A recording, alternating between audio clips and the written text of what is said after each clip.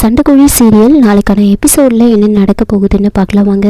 அதுக்கு முன்னாடி என்னுடைய சேனலை நீங்கள் சப்ஸ்கிரைப் பண்ணலைன்னா மறக்காமல் சப்ஸ்கிரைப் பண்ணிக்கோங்க. பக்கத்தில் இருக்கிற பெல் பட்டனையும் ப்ரெஸ் பண்ணிக்கோங்க. இன்ஸ்பெக்டர் செல்லம்மா ஈஸ்வரன் கிட்ட மகாவை பற்றின எல்லா உண்மையுமே சொல்கிறாங்க.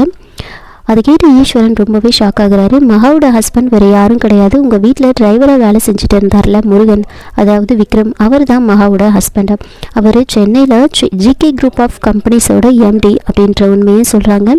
இதை கேட்டு ஈஸ்வரன் ரொம்பவே ஷாக் ஆகுறாரு. சரி, மகாவை கூப்பிடுங்க அப்படின்னு சொல்ல சிவாவை மகாவை கூட்டிகிட்டு வர சொல்கிறாங்க. சிவா எல்லா இடத்துலையுமே தேடி பார்க்குறாங்க. மொட்டை மாடியெலாம் போய் தேடி பார்க்குறாங்க. அந்த இடத்துல ஒரு துணியை கட்டி மகா அங்கேருந்து இறங்கி தப்பிச்சு போயிருப்பாங்க.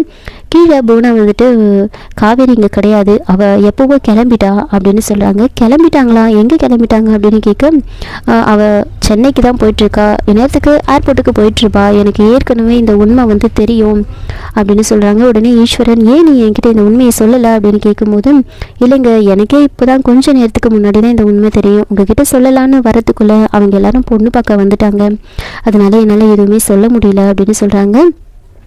சிவாவும் தேடி பார்த்துட்டு மகா மேலே இல்லை அப்படின்னு சொல்கிறாங்க.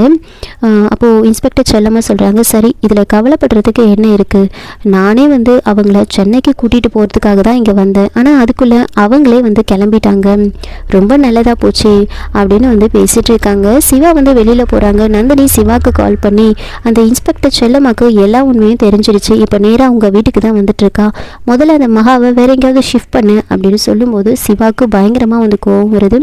ஆமையை விட ரொம்ப ஸ்லோவாக இருக்கீங்க நீங்கள், அந்த இன்ஸ்பெக்டர் செல்லம்மா எப்போவோ எங்கள் வீட்டுக்கு அந்த மகாவை பற்றின எல்லா உண்மையும் வீட்டில் மொத்தமாக போட்டு உடச்சிட்டா அப்படின்னு சொல்கிறாங்க. அதை கேட்டு நந்தினி பயங்கரமாக ஷாக் ஆகுறாங்க. அப்போ அந்த இன்ஸ்பெக்டர் செல்லம்மா மகாவை பார்த்துட்டாளா அப்படின்னு கேட்க, இல்லை, அதுக்குள்ளே அந்த மகா தப்பிச்சு போயிட்டா அப்படின்னு சொல்ல, தப்பிச்சு போயிட்டாளா, எங்கே போயிட்டா அப்படின்னு கேட்குறாங்க. இப்போ அவள் விக்ரமை பார்க்கறதுக்காக சென்னைக்கு தான் வந்துட்டுருக்கான்னு சொன்ன உடனே நந்தினிக்கு ஒரு பக்கம் டென்ஷன் ஆகுது. என்ன இது, சென்னைக்கு வந்துட்டுருக்காளா அப்படின்னு கேட்க, அப்போ சிவா நீங்கள் ஒன்றும் பயப்படாதீங்க, அவளை இங்கேயே வச்சு தூக்கிறதுக்காக நான் என்னோட ஆளுங்களை அனுப்பியிருக்கேன், இந்நேரத்துக்கு அவள் ஏர்போர்ட்டுக்கு தான் போயிருப்பா, அதனால் ஏர்போர்ட்டில் போயிட்டு அவளை தேட சொல்லியிருக்கேன் அப்படின்னு சொல்கிறாங்க. இதை கேட்ட உடனே நந்தினி கொஞ்சம் சந்தோஷப்படுறாங்க. சிவா அனுப்பின ஆளுங்க ஏர்போர்ட்டில் எல்லா இடத்துலையும் தேடி பார்க்குறாங்க, ஆனால் எங்கேயுமே மகா இருக்க மாட்டாங்க. உடனே இந்த விஷயத்த சிவாவுக்கு கால் பண்ணி சொல்கிறாங்க, இந்த மாதிரி உங்களோட தங்கச்சி எங்கேயுமே கிடையாது இல்லை அப்படின்னு சொல்லும்போது, சரி, சென்னை ஃப்ளைட்டு கிளம்பிடுச்சான்னு கேட்டிங்களா அப்படின்னு கேட்குறாங்க.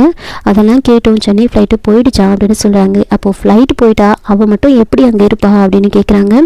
இல்லை, அந்த ஃப்ளைட்டில் போனவங்களை நாங்கள் கேட்டு பார்த்தோம், காவேரின்ற பேரில் இல்லை மகான்ற பேரில் யாராவது அந்த ஃப்ளைட்டில் போயிருக்காங்களா அப்படின்னு நாங்கள் விசாரித்து பார்த்தோம், ஆனால் அந்த பேரில் யாருமே போகல அப்படின்னு சொல்லிட்டாங்க அப்படின்னு சொல்கிறாங்க.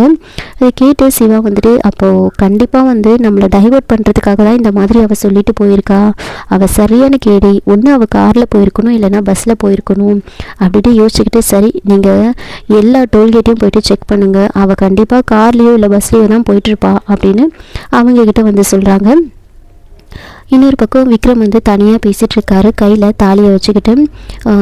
இவ்வளோ நாளும் தனியாக வேறு ஏதாவது ஒரு கிஃப்ட்டு வாங்கி கொடுத்தா தான் மகா அதை பெருசாக நினைப்பான்னு நினச்சோம், ஆனால் கிஃப்ட்டுக்குன்னு தனியாக எந்த ஒரு மதிப்பும் கிடையாது, அதை சுமந்துட்டு இருக்கிற நினைவுகளுக்கு தான் மதிப்பு அதிகம். இப்போது என்னோடய காதலையும் என்னோட நினைவுகளையும் சுமந்துட்டு இருக்கிறது நீ தானே, அப்போது உன்னை தானே நான் முதல்ல மகாவை மீட் பண்ணும்போது கிஃப்டாக கொடுக்கும் அப்படின்னு இருப்பாங்க.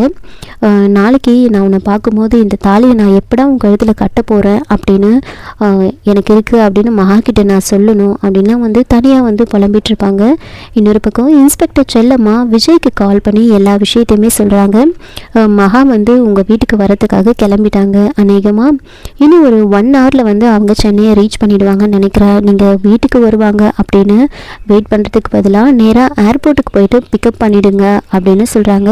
அதை கேட்டு விஜயும் ஐஸ்வர்யாவும் ரொம்பவே சந்தோஷப்படுறாங்க.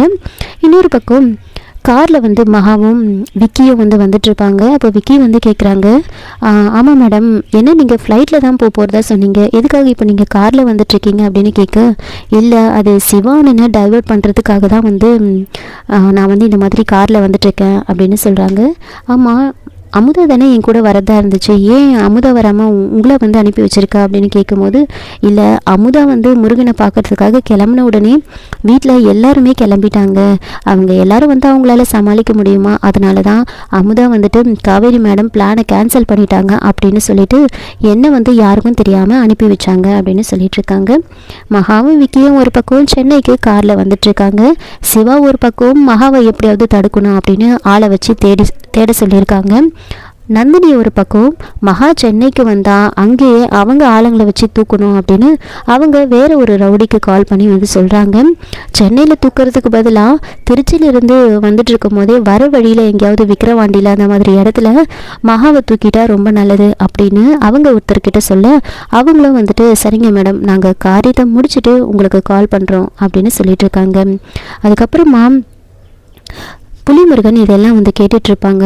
ஏங்கா, நீ ஏற்கனவே போட்ட பிளானே நல்லா தானே இருந்துச்சு, இப்போ எதுக்காக நீ பிளானை மாற்றுற அப்படின்னு சொல்ல, எல்லா பிளானுமே நடக்க தான் போகுது, நடக்க போது உனக்கு தெரியும், விக்ரம் என்ன பண்ணிட்டு இருந்தான்னு உனக்கு தெரியுமா அப்படின்னு கேட்குறாங்க. என்னக்கா பண்ணிட்டு இருந்தான் சொல்லு அப்படின்னு கேட்கும்போது, விக்ரம் வந்து ட்ரா பண்ணிகிட்ருப்பாரு. நந்தினி வந்து அங்கே போய் நின்று பார்த்துட்ருக்காங்க. இவன் என்ன வந்து வரைஞ்சிட்ருக்கான்னு தெரியலையே அப்படின்னு நின்று பார்த்துட்ருக்காங்க.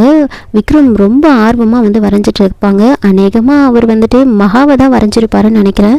அதை பார்த்து நந்தினி வந்து பயங்கரமாக வந்து ஷாக் ஆகுறாங்க. இதோட இந்த எபிசோடை வந்து முடிச்சிருக்காங்க. என்னோட ரிவ்யூ பிடிச்சிருந்தால் லைக் பண்ணுங்கள், மறக்காமல் சப்ஸ்கிரைப் பண்ணுங்கள். தேங்க்யூ.